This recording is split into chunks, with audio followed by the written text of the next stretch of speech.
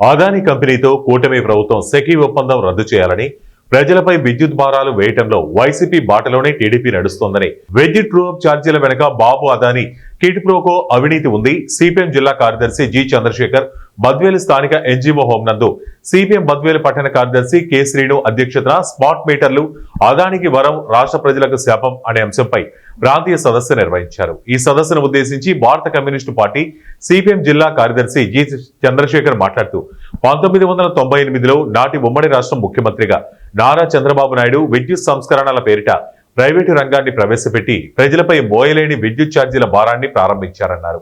ప్రజల్లో పెద్ద ఎత్తున తిరుగుబాటు వచ్చి బషీర్బాగ్ ప్రజా ప్రతిఘటనపై కాల్పులు జరిగాయని, 3 సిపిఎం కార్యకర్తలు అమరులైనారని గుర్తు చేశారు. వైఎస్ రాజశేఖర రెడ్డి ప్రతిపక్ష నాయకుడిగా నాడు కమ్యూనిస్టుల ఉద్యమానికి మద్దతు తెలియజేసి అధికారంలోకి వచ్చాక అదే విద్యుత్ సంస్కరణలను అమలు చేసి ప్రజలపై భారాలు కొనసాగించారని గుర్తు చేశారు. ఇక 2014 రాష్ట్ర విభజన తర్వాత నవ్యాంధ్రప్రదేశ్ సీఎంగా మళ్లీ టీడీపీ అధికారంలోకి రావడంతో విద్యుత్ భారాలు కొనసాగించారన్నారు. 2019లో జగన్మోహన్ రెడ్డి ఎన్నికలకు ముందు వ్యవసాయానికి ఉచిత విద్యుత్, గృహ అవసరాలకు 200 యూనిట్ల వరకు ఉచిత కరెంటు వాగ్దానం చేసి మాట నిలబెట్టుకోలేదన్నారు.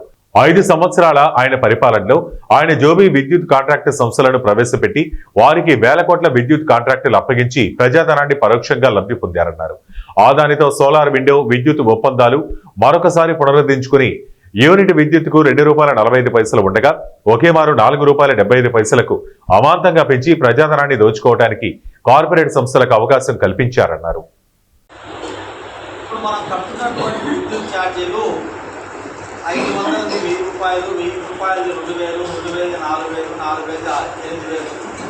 ఈ రకంగా మనం ఎంత కట్టుకున్నామో అంత డబల్ కరెంట్ ఛార్జీలు మనం కట్టబోతా ఉన్నాం.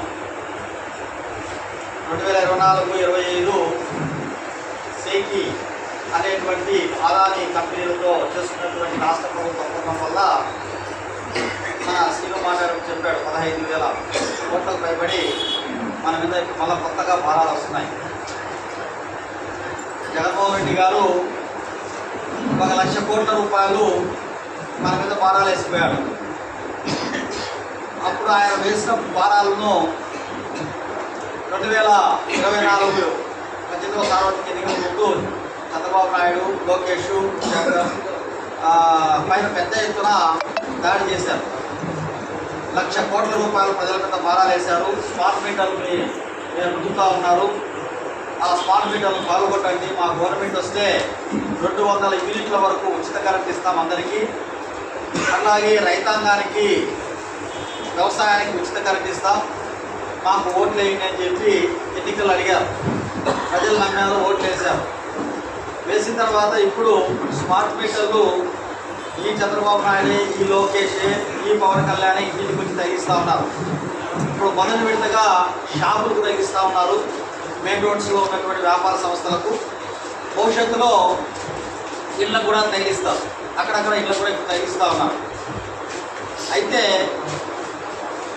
మనం చేయాల్సిన పని ఏంటంటే, లోకేష్ చెప్పినట్టు మాట చెప్పి మాట మర్చిపోయి మోసం చేస్తున్నటువంటి లోకేష్ మీటర్లు, స్మార్ట్ మీటర్లు పాల్గొట్టమని మనం పాల్గొనాల్సిన అవసరం లేదు. మనం తగ్గించుకోకుండా మాకు అవసరం లేదని చెప్పి ఇప్పుడున్నటువంటి డిజిటల్ మీటర్ చాలు, ఈ స్మార్ట్ మీటర్ అవసరం లేదనేటువంటిది గట్టిగా మనం చెప్పి రిజెక్ట్ చేయాలి. మన అనుమతి లేకుండా, మన ప్రమేయం లేకుండా మన ఇంటికి స్మార్ట్ మీటర్ ఎవరు బిగించరు. అటు బిగిస్తే, మనం వ్యతిరేకిస్తే చట్ట విరుద్ధం అవుతుంది.